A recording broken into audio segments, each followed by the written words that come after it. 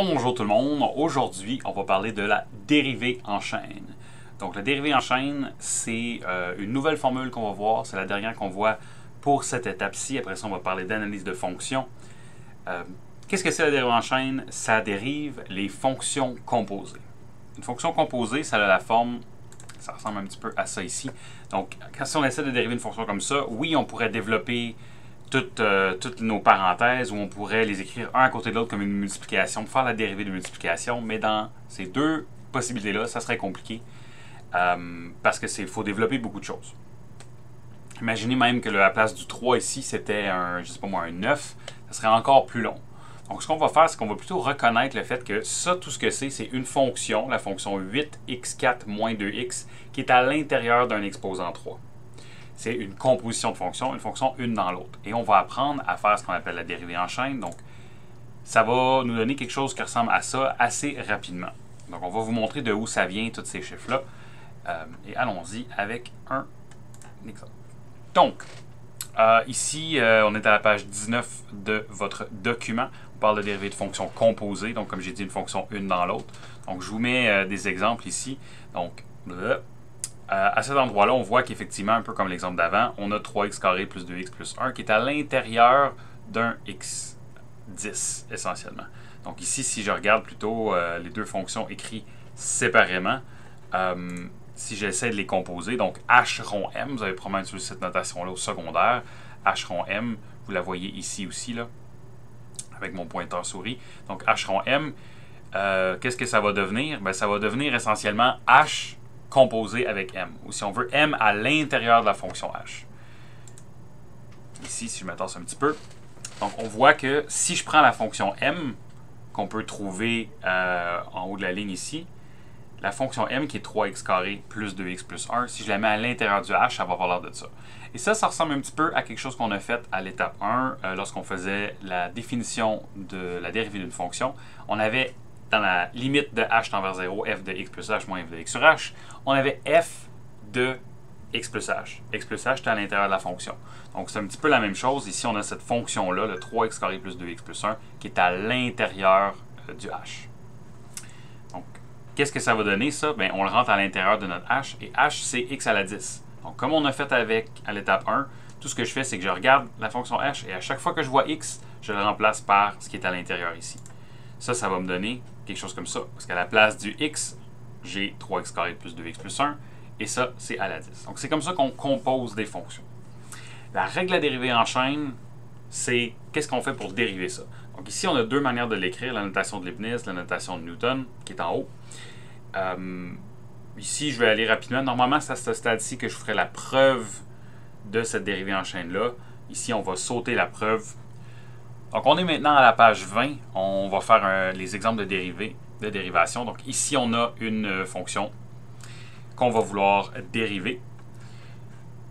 Pour commencer, j'aimerais ça vous parler un petit peu de ce que vous voyez ici, qui est l'équation que vous allez voir sur votre formule de dérivation. Donc, ça, c'est pour la dérivée en chaîne. Ce qu'on remarque, c'est que j'ai une fonction composée, c'est-à-dire que j'ai f à l'intérieur de g. Première chose qui va être importante, c'est d'identifier qu'est-ce qui est l'intérieur, qu'est-ce qui est l'extérieur. On en parle dans 2 secondes. Et ça, qu'est-ce que c'est? On voit que ça va être la dérivée de g, qui est mon extérieur. Donc, la dérivée de mon extérieur, f, il n'y a pas de changé, il reste intact, fois la dérivée de mon intérieur. Donc, vous allez m'entendre dire ça souvent. Dérivée de l'extérieur, l'intérieur reste intact, fois la dérivée de l'intérieur. Ça, c'est la dérivée en chaîne. Tout est dérivé une fois et une seule fois. G est dérivé une fois, f est dérivé une fois. Donc, on va faire attention à ça. Donc, dans ma situation ici, il faut regarder qu'est-ce qui est l'intérieur, qu'est-ce qui est l'extérieur. Le plus facile, c'est probablement voir qu'est-ce qui est l'intérieur. Donc, qu'est-ce qui est l'intérieur de cette fonction-là ici? Je vous laisse y réfléchir 2 secondes.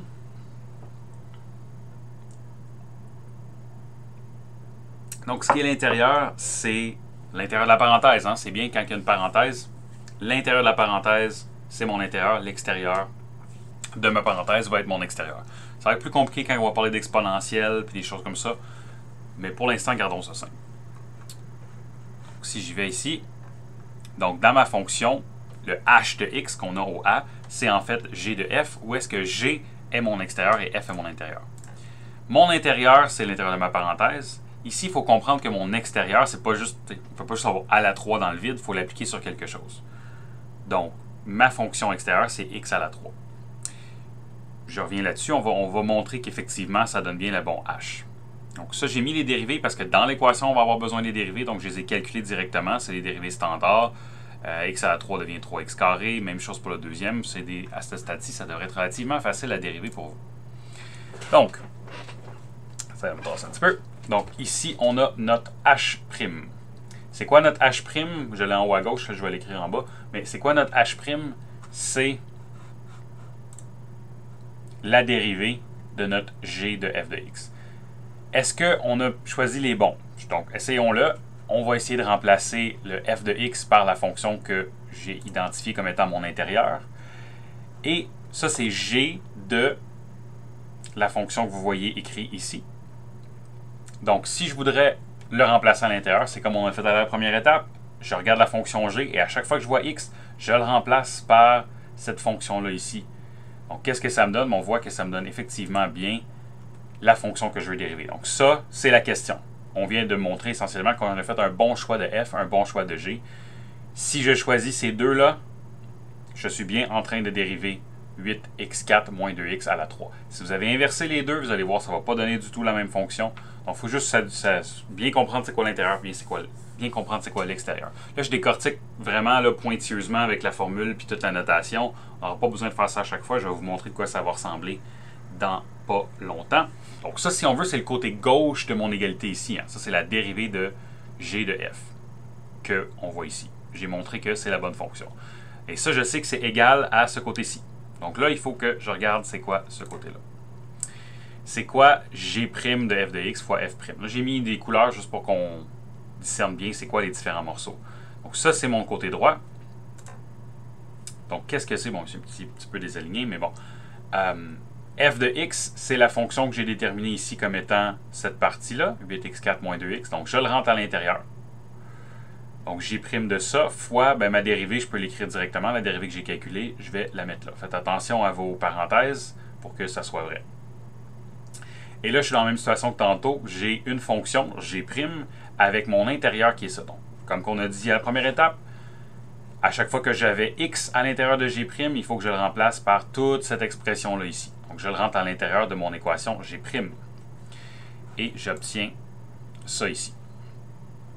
J'obtiens cette équation-là.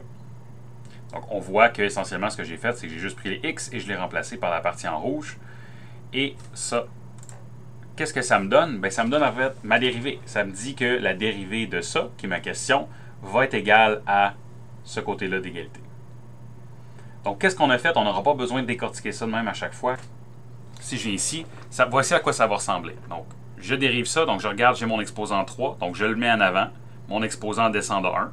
Ça, c'est la dérivée de mon extérieur, l'extérieur de ma parenthèse. Mon intérieur est resté intact. Hein, c'est ça qu'on a dit ici. Là. G', F reste intact. Donc, mon intérieur reste intact. Et après, il va falloir que je multiplie par la dérivée de mon intérieur. Donc, il ne faut pas que j'oublie de mettre la dérivée de mon intérieur. Donc, ça, c'est souvent même, disons, le plus lentement que je vais aller. Je vais dire, je dérive mon extérieur, 3, mon exposant descend de 1, mon intérieur reste intact, et après, je multiplie par la dérivée de mon intérieur. Pas nécessairement évident là, pour l'instant, c'est normal, on va faire plusieurs exemples, vous allez voir que ça se répète beaucoup et que ça se prend quand même bien. J'ai été vraiment là, dans la technicalité de la formule, mais voici qu'est-ce qu'on va faire. Là, d'un coup qu'on est là, essentiellement, il faut juste dériver cet extérieur-là, plutôt cet intérieur-là, et là, on arrive à l'étape qu'on est arrivé tantôt, où est-ce que je l'avais décortiqué. Mais vous voyez, ça se fait quand même rapidement. Pas besoin de tout le temps super identifier qu'est-ce qui est G, qu'est-ce qui est F, qu'est-ce qui est F, etc. Et là, bon, d'un coup que j'ai ça, je peux faire des manipulations algébriques. Je peux, par exemple, ici, qu'est-ce que j'ai fait? J'ai pris, à mon intérieur ici, j'ai vu qu'il y avait un X qui était en commun. Donc, ce que j'ai fait, même un 2X qui était en commun. Donc, je l'ai mis en évidence ici. J'ai mis en évidence 2X qui est à l'intérieur encore de mon carré. Et après ça, je fais juste le sortir, mais pour le sortir, il faut que j'applique le carré sur le 2x et sur l'autre parenthèse. Donc, c'est ce qu'on voit ici. Il ne faut pas que j'oublie l'autre partie qui est là. Donc, c'est ce que j'ai fait essentiellement, c'est que j'ai mis un 2 en évidence ici. Et là, je vais juste regrouper mon 2 avec mon 2 au carré qui est là et mon 3. Et je vais tout écrire ça sous la forme suivante. Donc vraiment, là, si je récapitule, juste là, on a fait la dérivée. Tout ce qu'on a fait, c'est que j'ai sorti un 2x en évidence j'ai sorti un 2 en évidence et j'ai tout factorisé essentiellement. Et ça va être ma réponse pour ce numéro-là. Mais si on se concentre sur la dérivée, c'est les deux premières étapes qu'on a là. Faisons le deuxième tout de suite. Donc, j'ai la fonction V qui est décrite comme ça. On voit à ce stade-ci que ça, c'est mon intérieur. Hein, T4 moins 4T carré moins 5T, c'est l'intérieur de ma parenthèse. Et 7, c'est mon extérieur. Donc, si je veux calculer ma dérivée, je commence une nouvelle ligne pour dire maintenant, je suis prêt à dériver. Et qu'est-ce que je fais? Je dérive mon extérieur. Mon extérieur, c'est à la 7, donc je vais devoir avoir un 7 en avant, un exposant 6. Et ce que je mets à l'intérieur, il faut faire attention, il y en a qui ont tendance des fois à dériver ça. Non, la formule dit clairement G' avec F à l'intérieur qui reste intact. Mon intérieur qui reste intact. Donc ici, je devrais avoir mon intérieur qui reste intact. Je n'oublie pas que tout doit être dérivé une fois et une seule fois. Mon intérieur n'est pas encore dérivé, je le multiplie par la dérivée de mon intérieur. Donc ici, j'ai laissé les crochets avec le prime. Je vous rappelle que les crochets ne veulent pas dire dérivé. C'est à cause que je mets le prime. La raison pourquoi j'utilise les crochets, c'est pour me rappeler que c'est pas encore dérivé ça. Dès que je commence le côté gauche, je vois tout de suite c'est un crochet. Donc moi, personnellement, je garde les crochets pour lorsqu'il y a une dérivée à la fin.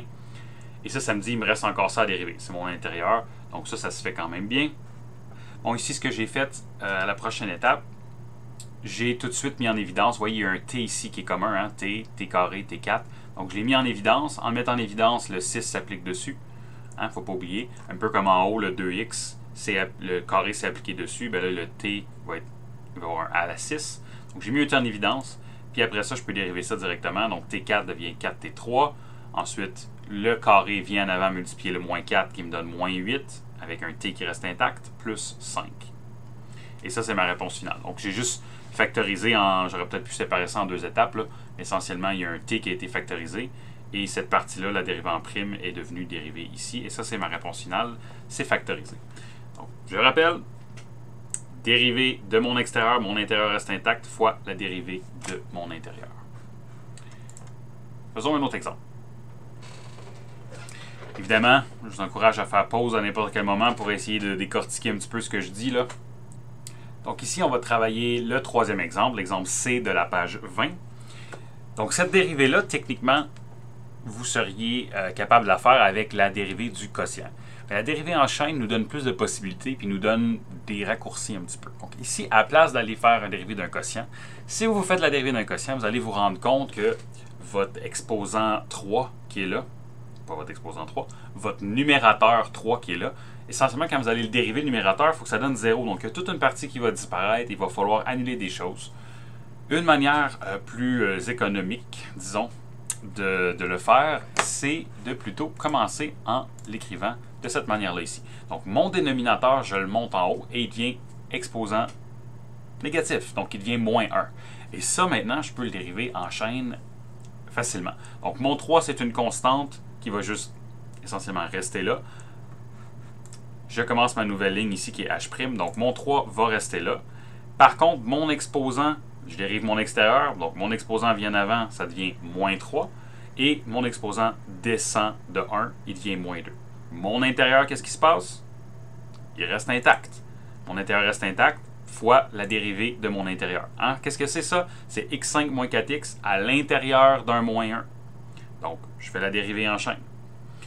Et là, essentiellement, il me reste à dériver ma partie de l'intérieur. Donc, je fais juste répéter mon moins 3. Et mon exposant moins 2, ce que j'ai fait, bien, vu qu'il est déjà dérivé, je ne veux pas d'exposant négatif, je vais l'envoyer en bas. Il retourne en bas, exposant 2, hein, on enlève le négatif. Donc, c'est pour ça qu'on avait pris le temps de bien faire les rappels de tout ce qui est les exposants négatifs, puis comment faire ça. L'exposant négatif revient en bas. Et ce qui m'a resté à faire, c'est dériver ça. Donc, la dérivée de ça, mon 5 vient en avant, x4 qu'on a ici, et la deuxième partie, c'est la dérivée qui va nous donner moins 4. Et là, essentiellement, tout ce qui nous reste à faire, c'est de la factorisation, des choses comme ça.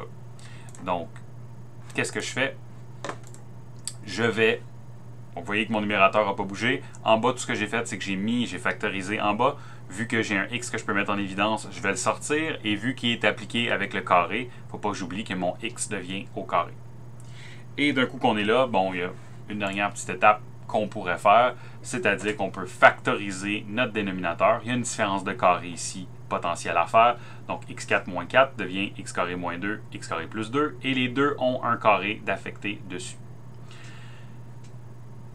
Donc, la dérivée, ça devrait quand même bien aller. Dérivée de l'extérieur, l'intérieur reste intact, il faut la dérivée de l'intérieur. Par contre, des fois, le problème, c'est toute l'algèbre qui vient après de factoriser.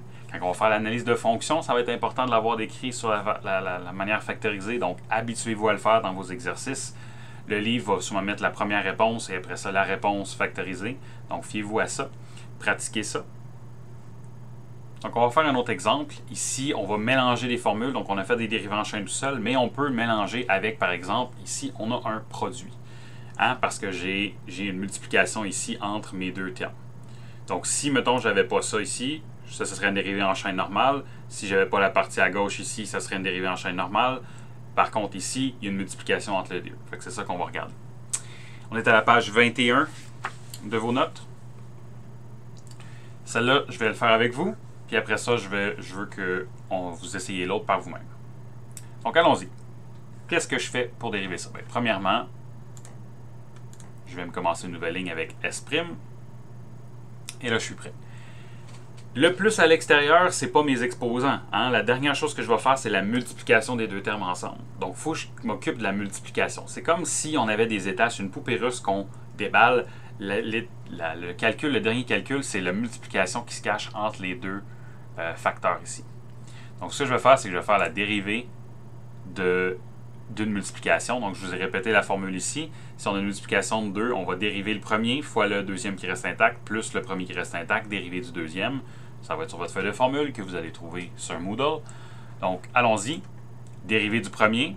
Là, je ne fais pas dérivé de suite, je fais juste écrire là, les étapes. Donc, dérivé du premier, le deuxième reste intact, plus le premier reste intact, dérivé du deuxième. Donc là, je me suis occupé de mon produit.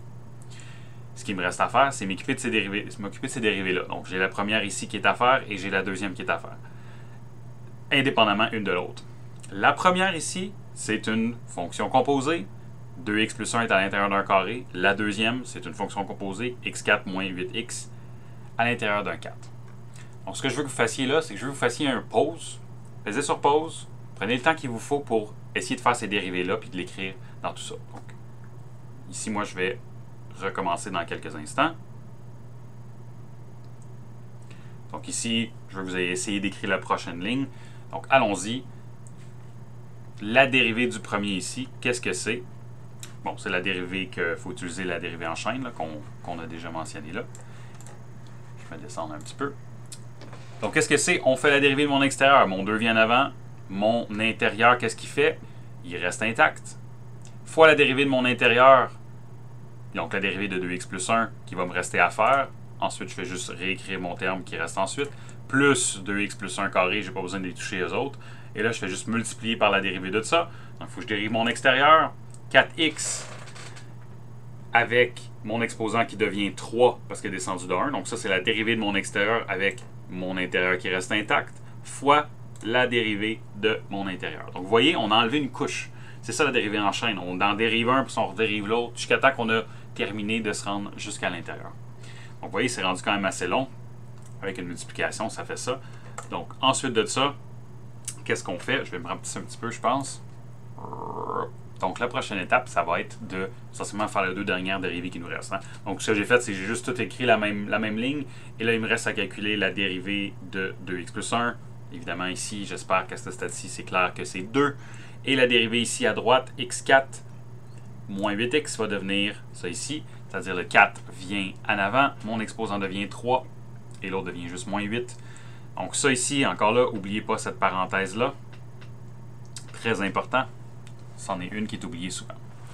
Donc, qu'est-ce qu'on a fait? On a fait, premièrement, la dérivée du produit. Ensuite de ça, on a dérivé nos dérivés en chaîne, parce qu'on a une fonction à l'intérieur de l'autre, jusqu'à temps qu'on arrive à la fin. Ici, il n'y a plus de prime. Donc, techniquement, ça, c'est ma dérivée. OK, j'ai réussi à dériver. Là, encore là, la dernière étape qui est importante, c'est de factoriser, simplifier mon expression. Très important à pratiquer. Prochain cours, dans votre cours d'intégrale, la prochaine session, ça va devenir encore plus important, ces manipulations-là. Donc, s'il vous plaît, pratiquez ça, c'est important. Donc, qu'est-ce qu'on fait? Ben là, on voit que essentiellement j'ai un plus ici, puis le reste c'est toutes des multiplications de termes. À droite, tout ça c'est un terme, et toute l'autre partie ici, là, mon doigt va couper, là, mais tout ça ici c'est l'autre terme. Donc, qu'est-ce qu'on fait? On fait une mise en évidence. Vous pouvez voir qu'il y a des termes qui sont communs. Par exemple, dans le terme à gauche, vous avez 2x plus 1 qui est ici exposant 1 et 2x plus 1 qui est ici exposant 2. Il y a autre chose que vous pouvez mettre en évidence. Donc, on fait notre mise en évidence. Ici, si vous regardez, il y a un 4 qu'on va pouvoir mettre en évidence. Posez-vous la question, quoi d'autre qu'on va pouvoir mettre en évidence? Faites un pause peut-être.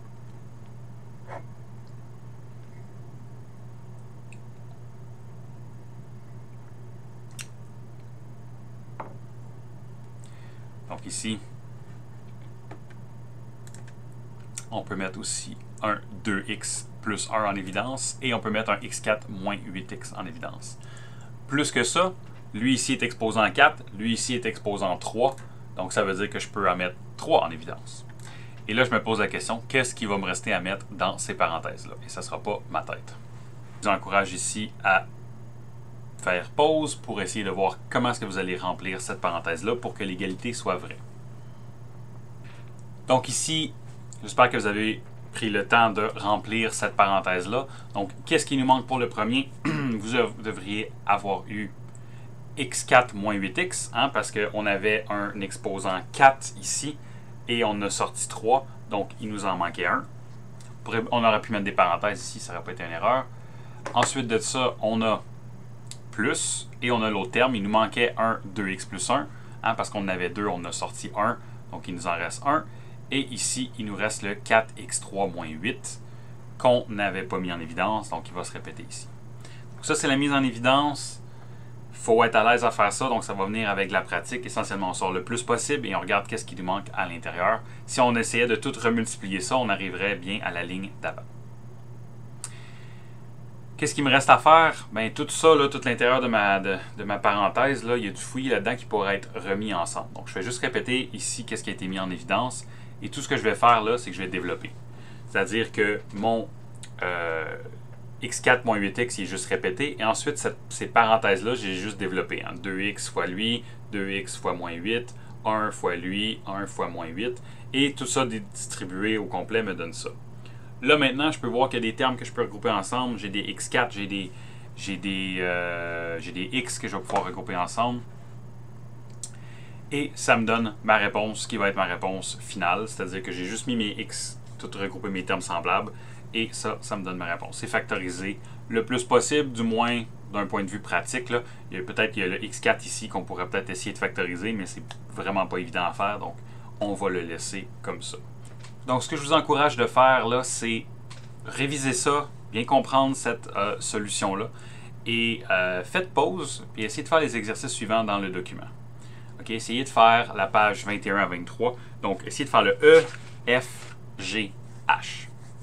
Et ce que je vais faire, c'est que je vais passer rapidement à travers. Je ne vais peut-être pas expliquer autant les étapes en détail, mais je prends pour acquis que vous l'avez essayé au moins. À tout moment, vous allez faire pause. Essentiellement, ça va être des exercices guidés comme que je fais des fois en classe. Et à la suite de tout ça, vous pourrez regarder à la page 25, il y a un exemple où est-ce que ça mélange dérivés en chaîne, racines et quotients. Donc, regardez ça, la solution est déjà toute mise là. C'est un peu compliqué parce qu'il y a des racines et il y a tout ça mélangé. Donc, je prends pour acquis que vous avez fait pause et que vous avez essayé de regarder ça. Allons-y avec le prochain. Ça va être un peu comme, ça va ressembler beaucoup à lui d'avant, mais cette fois-ci avec un quotient, donc avec une division. Techniquement, on pourrait dire, ben regarde, moi, j'aime pas ça les divisions. Ce que je vais faire... Excusez, je m'amuse. Ce que je vais faire, c'est que je vais prendre le dénominateur, je vais le monter en haut à la moins 3, puis faire un produit. Totalement valable, ça fonctionne aussi. Au niveau des étapes, ça revient un petit peu au même. Donc, je vais aller avec le quotient pour qu'on pratique ça. Donc, je recommence une nouvelle ligne, je fais H' quand je commence à dériver. Ensuite de ça, je vais utiliser la formule de mon quotient que j'ai répété ici. Dérivé du numérateur fois le dénominateur qui reste intact, moins le numérateur qui reste intact, dérivé du dénominateur. Tout ça sur le dénominateur au carré. Donc, allons-y. Donc, ici, je dérive. Je fais mon dérivé de mon numérateur fois le dénominateur qui reste intact, moins mon numérateur qui reste intact, dérivé du dénominateur, et tout ça sur mon dénominateur au carré. Qui est à la 3, il devient à la 6. Donc ça, j'ai juste utilisé l'équation d'une dérivée de quotient. Et j'ai pas encore terminé. Hein? Puis là, on voit bien pourquoi j'utilise mes crochets pour bien identifier quelle partie qui me reste à dériver. Donc essentiellement, le reste va être réécrit pas mal de la même manière, mais je vais utiliser maintenant l'équation d'une dérivée en chaîne parce que cette partie-là, qu'est-ce que c'est? C'est u plus 3 à l'intérieur de 1 à la 5 et cette partie-là, c'est u carré moins 1 à l'intérieur de 1 à la 3. Je dérive mon extérieur, 5 vient en avant, mon exposant devient 4. Mon intérieur, qu'est-ce que ça va être? Ça va être l'intérieur qui reste intact. Hein? On a dit l'intérieur reste intact fois la dérivée de mon intérieur. La dérivée de mon intérieur ici, c'est quoi? Ben, u plus 3, la dérivée de ça, c'est juste 1.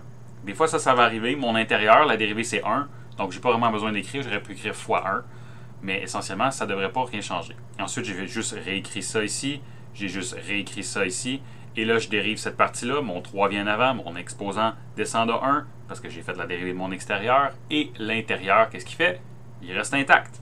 Fois la dérivée de mon intérieur. La dérivée de u carré moins 1, c'est 2u. Donc, vous avez vu, là, je commence déjà à sauter des étapes. Pas besoin de toujours réécrire dérivée de l'intérieur. On peut juste la dériver puis l'écrire. Il ne faut pas que j'oublie, par contre, de faire la division, toujours traîner mon dénominateur. Donc, vérifiez que vous avez traîné ça. D'un coup que je suis là, même chose que pour le produit, on va pouvoir faire des mises en évidence. Donc, la prochaine étape sera de donc factoriser le numérateur. En bas ici, on pourrait le factoriser avec une différence de carré. Vous allez voir, je ne vais pas le faire.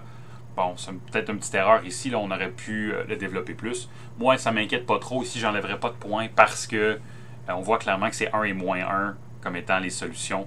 Donc, ça me dérange moins si ça ne s'est pas factorisé. De toute façon, dans ce cours-ci, il y aura pas vraiment, ça ne fera pas la différence entre réussite et échec. Inquiétez-vous pas. Donc, ici, je fais factoriser. Pour factoriser ça, qu'est-ce qui se passe? Ben, je regarde. Est-ce que j'ai un 5 que je peux sortir aux deux termes? Hein? Ici, j'ai mon premier terme. Et après le négatif, j'ai mon deuxième terme. Donc ici, j'ai x plus 3. Est-ce que j'ai un x plus 3 ici? Oui. Lui, j'en ai 4. Lui, j'en ai 5. Donc, je vais en sortir 4. Donc, j'en sors 4 ici. Ensuite de ça, qu'est-ce que je peux sortir? U carré moins 1, j'en ai 3 ici. U carré moins 1, j'en ai 2 là. Donc, je vais pouvoir sortir ça. Et j'ouvre une parenthèse. Vous voyez, essentiellement, je veux juste savoir qu'est-ce qui se passe là. Je vais avoir un terme moins l'autre terme et mon diviseur, bon, je l'ai appliqué juste sur cette partie-là. J'aurais pu faire une grande division, ça n'aurait pas été une erreur non plus. Plusieurs manières de l'écrire. Si vous n'êtes pas sûr, vous pouvez m'envoyer une photo sur le forum et je pourrais regarder si c'est correct. Qu'est-ce que vous avez écrit? Qu'est-ce qui me manque ici? Il me manque 5 du premier terme. Le 5, je ne l'avais pas. Et le u carré moins 1, j'en avais 3 et je n'ai sorti seulement 2. Donc, il va m'en rester 1. De l'autre côté, vous voyez que mon 3 et mon 2 que je n'ai pas utilisé, donc il devrait y avoir un 6 qui apparaît ici. Le 6 qui va être là. Ensuite de ça, j'ai mon U ici que je n'ai pas mis en évidence, donc il va être là. Et j'ai un U plus 3 à la 5, je n'ai sorti 4, donc il m'en reste 1 là. À partir de là, qu'est-ce que je fais? Je fais juste développer tout ça et regrouper les termes semblables. Donc, j'ai juste réécrit essentiellement la mise en évidence et j'ai réécrit mon dénominateur. Je développe mon numérateur ici, à gauche et à droite. Faites attention au négatif ici qui s'applique sur les deux termes. Hein, donc, le 6 va devenir moins 6. Puis après ça, le 6 fois 3 qui me donne 18 va devenir moins à cause du négatif qui est là. Et on regroupe ensuite nos termes semblables et ça va nous donner ça ici. Donc ici, ce qui nous reste à faire, ben, il n'y a pas énormément de choses qui nous restent à faire. Il faut réaliser que ici, si vous voyez ce que j'ai entouré, c'est des termes semblables qui pourraient s'annuler ensemble. Donc, on les annule. Ça va faire qu'il va me rester juste un à la 4 en bas. J'ai aussi mis un négatif en évidence. J'ai mis le négatif de ma parenthèse ici. Je vais juste aller... J'ai mis mon négatif de cette parenthèse-là ici en évidence, qui est arrivé ici. Et donc, tout ça, c'est devenu positif. Ça ne serait pas nécessaire. C'est juste mettre en évidence une constante. Donc, ça ne me dérange pas. Par contre, le mettre annulé là, pour que ça devienne un 4 ici, ça, c'est très important. Comme j'ai dit, on pourrait mettre en évidence, on pourrait faire une différence de carré ici avec le x carré moins 1 pour que ça devienne x moins 1 à la 4, x plus 1 à la 4.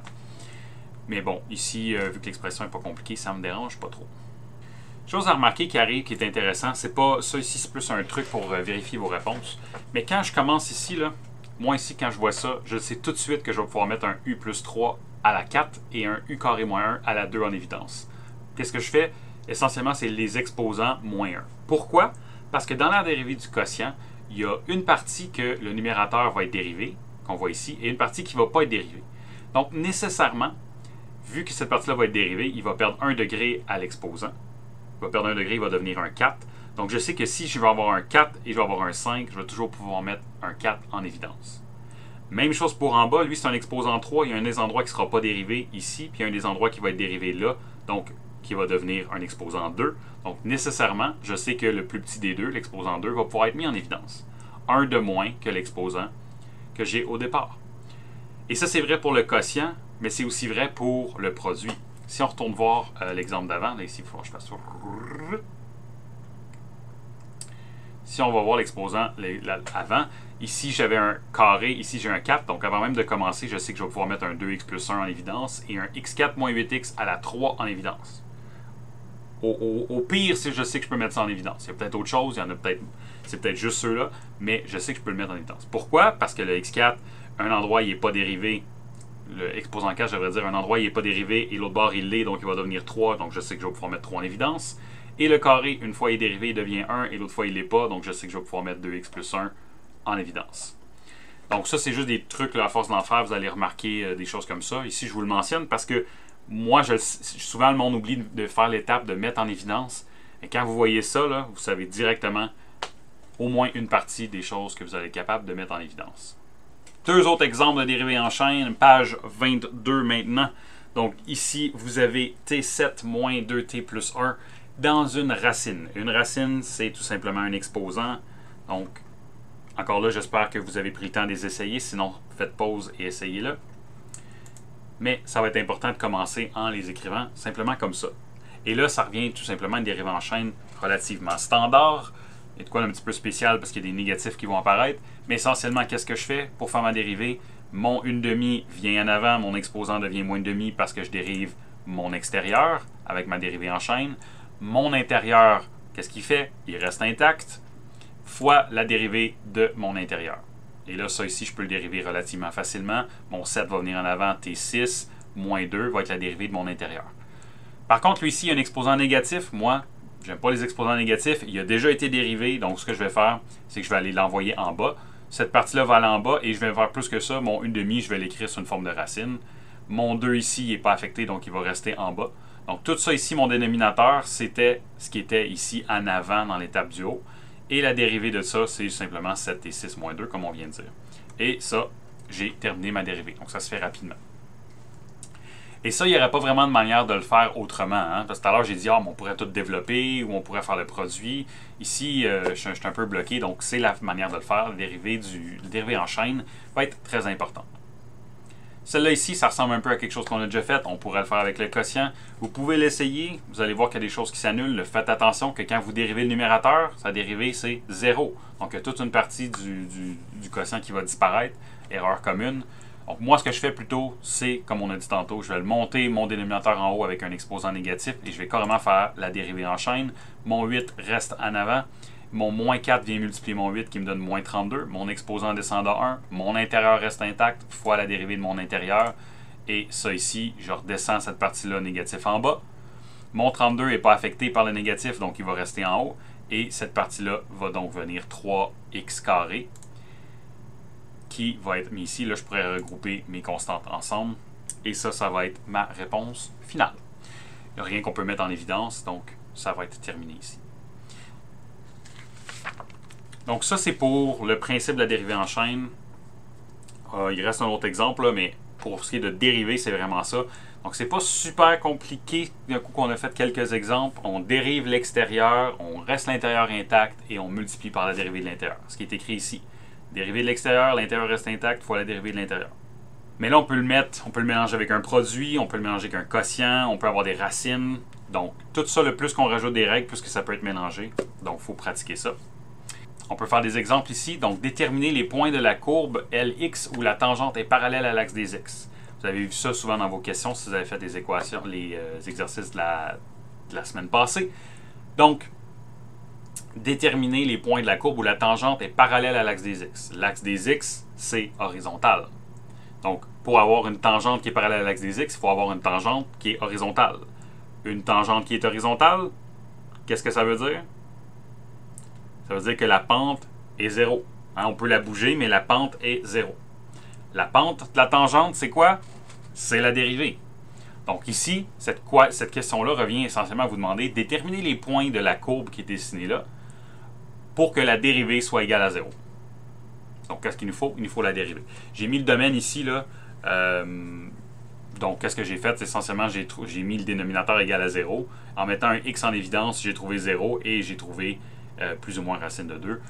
Ici, ce ne sera pas super important, mais c'est toujours bon quand on a une fonction comme ça et qu'on pose des questions de regarder le domaine. Donc, comme j'ai dit, on veut trouver à quel moment la dérivée est égale à 0. Donc, il faut calculer la dérivée. Cette dérivée-là, c'est quoi? C'est un quotient. Donc, je vais faire la formule du quotient qu'on a travaillé précédemment.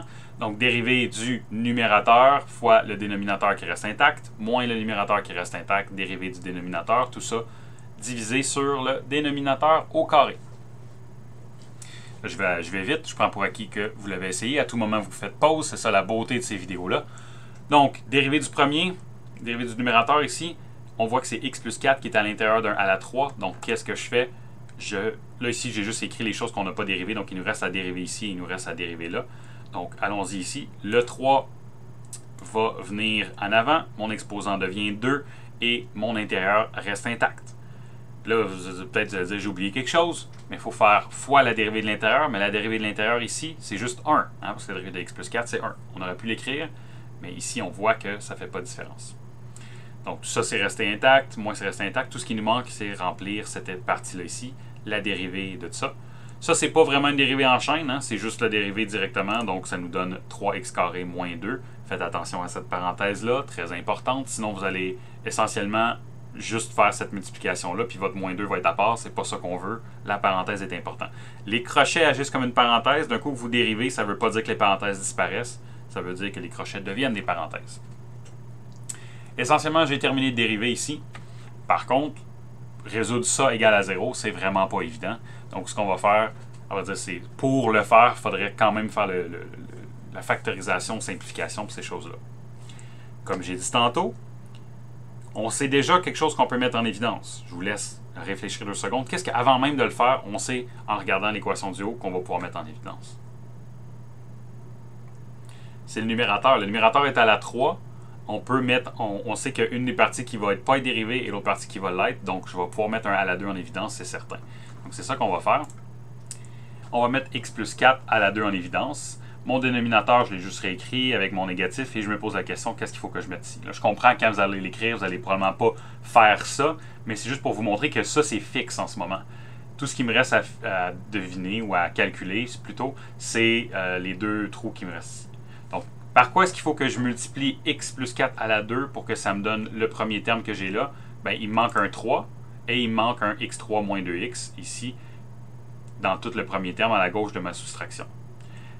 À droite, j'ai x plus 4 à la 3, je n'ai sorti 2, donc il va m'en rester 1, et il va me rester le 3x carré moins 2, qui me reste aussi à faire. D'un coup que je suis là, je suis capable de tout développer mon numérateur et de regrouper les termes semblables. Donc, lui, il reste là. Lui, ici, ce que j'ai fait, c'est que j'ai mis un x en évidence. Hein, lui est x3, lui est x. Donc, je peux mettre un x en évidence. Le carré s'applique dessus. Donc, je factorise ici. Ça va me donner ça.